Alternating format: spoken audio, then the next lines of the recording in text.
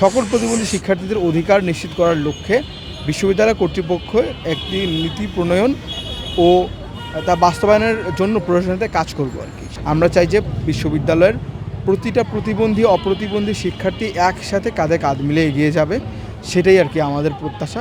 এতগুলো প্যানেল তো আমাদের ঢাকা বিশ্ববিদ্যালয়ে আছে, রাইট? এখন আমি কেন প্রতিরোধ পর্ষদ থেকে নির্বাচনে অংশগ্রহণ করতেছি, এর সবচেয়ে বড় কারণটা হচ্ছে প্রতিরোধ পর্ষদের আমাদের যে কথা বলার জায়গা সেটা হচ্ছে রাইট বেসড। আমরা বিশ্বাস করি যে বিশ্ববিদ্যালয়ের প্রতিটি শিক্ষার্থীর অধিকার নিশ্চিত করা খুব গুরুত্বপূর্ণ।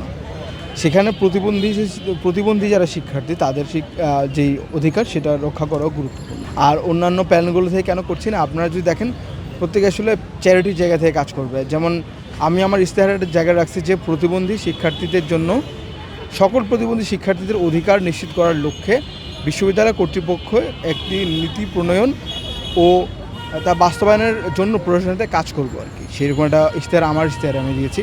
তো যাতে বোঝাই যাচ্ছে যে আমরা আসলে চাই বিশ্ববিদ্যালয়ের একজন অপ্রতিবন্ধী শিক্ষার্থীর মতো প্রতিবন্ধী শিক্ষার্থীদেরও একটা আসলে অধিকার যেটা এস্টাবলিশ হওয়া দরকার আর কি। সেটা এখনও আসলে আমাদের বিশ্ববিদ্যালয়ের প্রতিবন্ধী কনসেপ্টটা নিয়েই আসলে একটা ধোঁয়াশা রয়ে গেছে। কেউ আমাদেরকে ফিজিক্যালি চ্যালেঞ্জ, কেউ শারীরিকভাবে অক্ষম, কেউ ডিফারেন্টলি অ্যাবল, এরকম টার্মে আসলে ভূষিত করতেছে, উইচ ইজ নট এক্স্যাক্টলি। আপনি যদি একটু পড়াশোনা করেন দেখবেন যে আমাদের যে বাংলাদেশের যে প্রতিবন্ধী অধিকার সুরক্ষা আইন 2013, সেখানে প্রতিবন্ধী ব্যক্তিদের প্রতিবন্ধী বলা হচ্ছে। তাছাড়া যদি আপনি দেখেন যে জাতিসংঘের যে প্রতিবন্ধী ব্যক্তির অধিকার সনদ, সেখানেও আসলে প্রতিবন্ধী ব্যক্তিদেরকে প্রতিবন্ধী হিসাবে অ্যাকনোলেজ করা হচ্ছে। এরও কিছু যুক্তি আছে, যেমন হচ্ছে যে আপনার একজন প্রতিবন্ধীকে প্রতিবন্ধী বললেই একমাত্র তার অধিকারগুলোর বিষয়টা সামনে চলে আসে।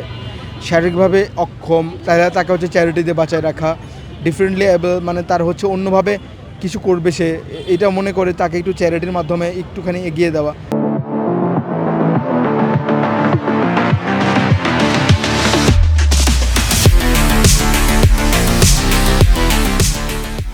এই বিষয়গুলো আসলে ফোকাসড হয়, সেজন্যই আসলে এই আলাপটা দেওয়া। আমরা চাই যে বিশ্ববিদ্যালয়ের প্রতিটা প্রতিবন্ধী অপ্রতিবন্ধী শিক্ষার্থী একসাথে কাঁধে কাঁধ মিলে এগিয়ে যাবে, সেটাই আর কি আমাদের প্রত্যাশা। প্রথমে আমি নিশ্চিত করার চেষ্টা করব যেন বিশ্ববিদ্যালয়ের প্রতিটি স্থাপনা, সেটা হতে পারে ভৌত কিংবা ডিজিটাল, প্রতিটি স্থাপনা যেন প্রশাসন, আমি আবারও বলতেছি প্রশাসন, প্রতিবন্ধী ব্যক্তিদের জন্য প্রবেশগম্যতারা যেন নিশ্চিত করা হয় স্থাপনাগুলোতে, এবং তারা যেন ওই স্থাপনাগুলোতে স্বাচ্ছন্দ্যে কাজ করতে পারে সেই বিষয়টা নিশ্চিত করবে। এই ব্যাপারটা প্রশাসনটা মিশে কাজ করার চেষ্টা করব। এটা হচ্ছে আমার অ্যাটমস্ট প্রায়োরিটি আর কি। তারপরে যেমন ধরেন আমাদের যে শিক্ষা কাঠামো আছে, শিক্ষার যে সিলেবাস, সেই সিলেবাসে আসলে প্রতিবন্ধী ব্যক্তিদের জন্য উপযোগী করে আসলে ডিজাইন করে না। যেমন হচ্ছে কয়েকদিন আগে আমি একটা কোর্সের পরীক্ষা দিলাম, সেখানে হচ্ছে যে আপনি যেহেতু সাংবাদিক হিসেবে কাজ করেন জানেন যে আমাদের সাব এডিটররা কিছু সাইন ইউজ করে, উইচ ইজ সাবিং সাইন আমরা বলি। তো সেখানে একটা কপি শিটে হচ্ছে আমাদের সাইনগুলো ইউজ করা লাগে। এখন প্রবলেম হচ্ছে যে একজন ভিজুয়াল ইম্পেয়ার্ড হিসেবে এই সাইনগুলো তো আর আমার পক্ষে ইউজ করা পসিবল না। হ্যাঁ, সফটওয়্যারে হয়তো আমি ক্লিক করে দিয়ে দিলাম, কিন্তু প্র্যাকটিক্যালি যখন খাতা কলমে করতেছি তখন আমার পক্ষে পসিবল না। এখন দেখেন প্রশ্নটা দিয়ে দিচ্ছে বাধ্যতামূলক হিসেবে, আমাকে এটা দিতেই হবে। এখন এটা কিন্তু কোনো ওয়ে নাই স্কিপ করার।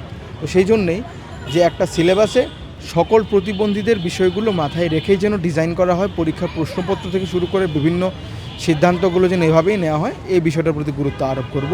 তাছাড়া বিশ্ববিদ্যালয়ের যেই সোশিও কালচারাল অ্যাক্টিভিটিস, যেমন ধরেন খেলাধুলা আছে, গান, কবিতা, বিতর্ক, এই প্রতিটা জায়গায় যেন প্রতিবন্ধীদের একটা অংশগ্রহণ নিশ্চিত করা হয়, সেই বিষয়ে কাজ করবে। এবং এই যে আমাদের বিশ্ববিদ্যালয়ের যে ক্রীড়া প্রতিযোগিতা হয়, আমাদের বিশ্ববিদ্যালয়ের যে বিভিন্ন ইনসেন্টিভগুলো প্রোগ্রামগুলো হয়, সেগুলোতে প্রতিবন্ধীদের ইনক্লুশনের জন্য কাজ করব। প্লাস হচ্ছে আমাদের একটা শরীরচর্চা কেন্দ্র আছে, আপনি জানেন, সেখানে আসলে প্রতিবন্ধীদের কোনো ব্যবহার যোগ্যতায় নাই আর কি। তো সেই জায়গাটা আমরা কাজ করার চেষ্টা করব।